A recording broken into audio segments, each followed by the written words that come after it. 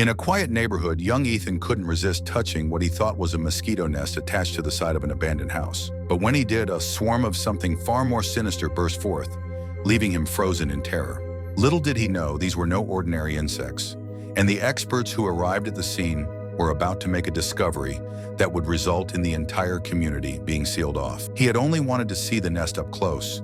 He had no idea that it would turn out like this. His mere touch had caused the bottom part of the nest to break off and fall. The nest that almost seemed asleep now began to wake up. He had shrieked in fear when the insects had emerged, all of them way larger than an ordinary mosquito. The large swarm had buzzed angrily, circling around their fallen nest. After seeing them come out of the nest, Ethan had run away, tears streaming down his face. Running home to his parents, he immediately told them to call someone who could know something about those animals.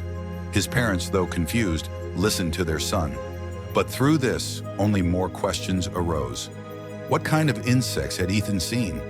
How had the nest broken in half by only his touch? And most importantly, what could it mean for them in the long run?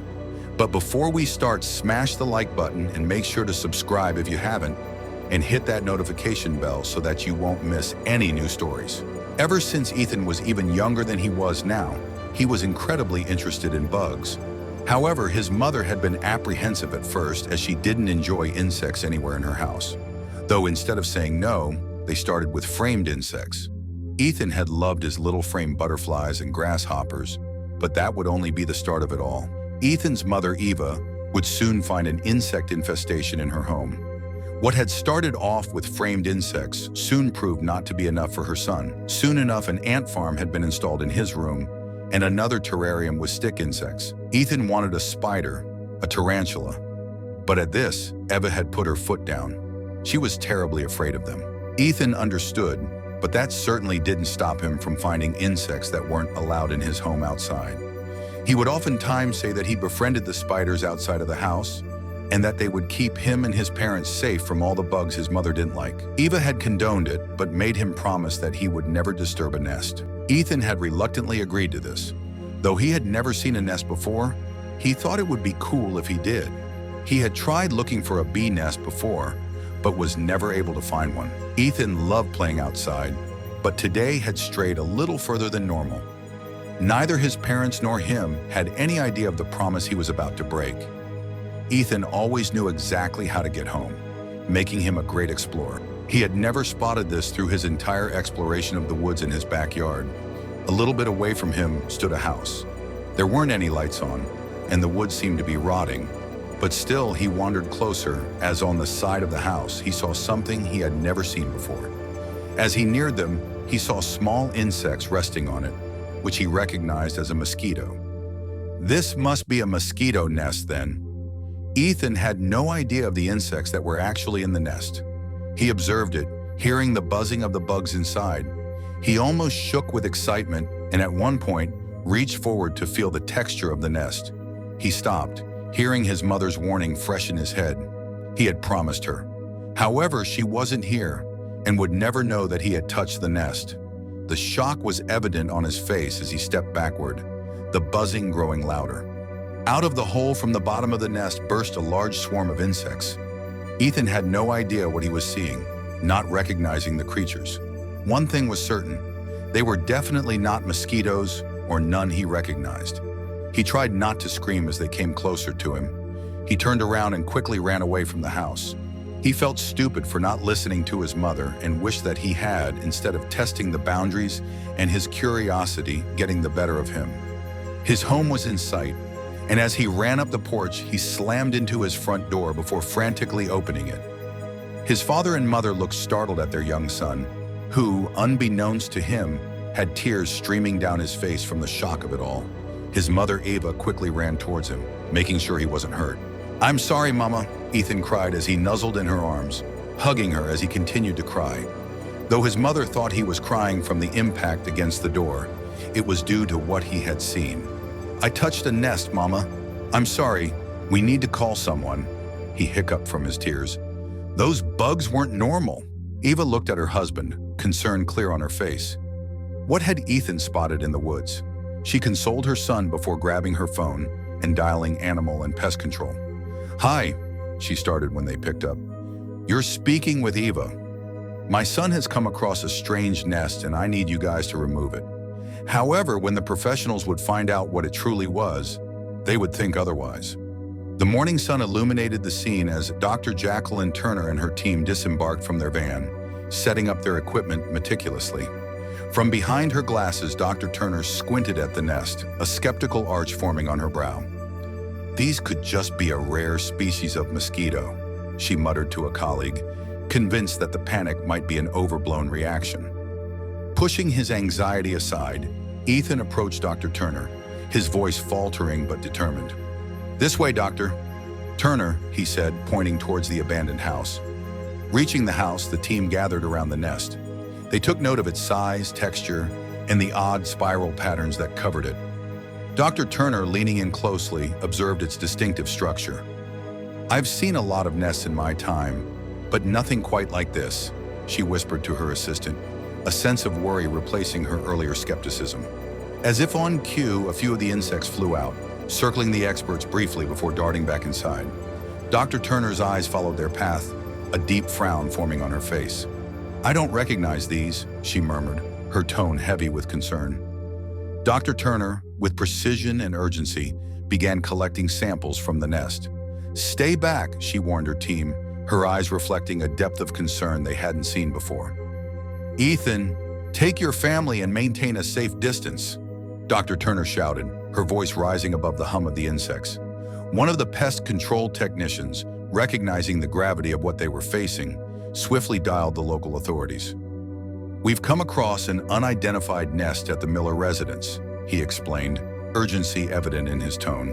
"It's not like anything we've seen, and we believe it poses a significant risk." Approaching Ethan's parents, Dr. Turner wore an expression of gravitas. "Eva, your son's discovery is far more serious than we anticipated," she began, choosing her words carefully. "Please, for the safety of your family, remain vigilant and inform us of any unusual activities or sightings immediately." Under Dr. Turner's guidance, Ethan's family sprang into action. They sealed off the windows and doors, set up insect traps, and even established a small surveillance system around the house's perimeter. The local cafe and grocery stores buzzed with whispers of the Miller residence's peculiar discovery. "Did you hear about the strange nest Ethan found?" one resident murmured, her eyes wide with intrigue. As days passed, the story, each time more embellished than the last, traveled from ear to ear, capturing the town's collective imagination and concern. As the story spread, Mr. Thompson, an elderly gentleman, came forward recalling a similar nest near his shed. Another resident, Mrs. Rodriguez, nervously spoke of bizarre insects she'd seen in her garden. Soon it became evident that the Millers were not the only ones touched by this eerie phenomenon, and tales multiplied. Mayor Williams, recognizing the urgency of the situation, organized an emergency town hall meeting. Flyers were dispatched, announcements were made, and within hours, the community center was filled to capacity. In the days that followed, the town's unity was evident. Families helped neighbors reinforce their homes, kids ran informational campaigns, and local businesses provided supplies. Experimental repellents concocted from ancient recipes and modern science were sprayed. Drones hovered, monitoring and attacking swarms from the air. Each method was a beacon of hope, a testament to the town's relentless spirit. As weeks went by, a pattern emerged. The larkspur bloom, a local plant that dotted gardens and forests, seemed irresistibly alluring to the insects. "Have you noticed they're always around these blooms?" questioned Mrs. Harris, pointing at the violet-hued plants in her garden, swarming with the creatures. Observant eyes around town began to nod in agreement. Soon, heartbreaking images circulated. Cattle covered in welts, livestock left depleted. And, more alarmingly, a few children sported red angry marks after venturing too close to the insect swarms. Businesses shuddered as tourists steered clear. Markets were bare, with farmers struggling and trade plummeting. "Our livelihoods, our children's futures, everything's at stake," Mr. Lewis, the town's butcher, proclaimed at a gathering. In a desperate attempt to turn the tide, botanists and entomologists flocked to the town, collaborating with locals. The larkspur bloom became their primary focus. Teams ventured into forests, examining plants and soil, trying to decipher the plant-insect connection. "There's something here, something we're missing," mused Dr. Patel, holding a larkspur under a magnifying glass. Deep analyses revealed a startling fact. The larkspur bloom produced a unique pheromone-like substance, not only attracting the insects but seemingly essential for their reproduction. "It's like their lifeline," Dr. Torres explained to the town, holding up a vial of the potent substance. Realization dawned that this discovery might just be the key to combating the menace. Rain or shine, night or day, Dr. Jacqueline Turner was unyielding in her quest. Her tent became a makeshift lab, teeming with samples and buzzing with activity. With every analyzed data point, every scrutinized sketch, and every recounted story, the puzzle seemed to grow more intricate. Late one night, a breakthrough. Irregularities in the insect's DNA. Patterns that didn't match any known species. "This isn't typical." Hesitantly, Dr. Turner shared her thoughts with her closest colleagues. What if these creatures weren't born of nature, but of human design? The room went silent, absorbing the weight of her words. Driven by an inner resolve, Ethan approached the looming silhouette of the abandoned house once more. The eerie creaks and groans of the old building echoed ominously, yet he pushed on. As he cautiously entered, memories of his first discovery surged back, but his determination overpowered any lingering fear. The ground level held familiar sights, but as Ethan's flashlight pierced the darkness, a concealed trapdoor caught his eye. With considerable effort, he managed to pry it open, revealing a hidden basement. Amongst the detritus of old furniture and scattered papers, a bound leather diary beckoned Ethan's attention. Its faded pages bore the name Dr. Wright. Leafing through, he realized it wasn't just any journal, but one filled with sketches, notations, and cryptic references to the insects. Clutching it tightly, he felt an urgency to share this discovery with Dr. Turner, hoping it held the answers they sought. Upon examining the diary, Dr. Turner noted the age of the entries. Diving deeper into the journal's pages, Dr. Turner's eyes widened in shock. Among Dr. Wright's detailed notes was a revelation. The insects weren't of natural origin, but genetically modified organisms. As she read on, it became clear that Dr. Wright wasn't just any doctor. He was a visionary, albeit a misguided one, obsessed with creating the perfect insect species. Buried in the maze of formulas and sketches, Dr. Turner came across a potential solution. Dr. Wright had noted a specific chemical compound, a potential Achilles heel for the insects.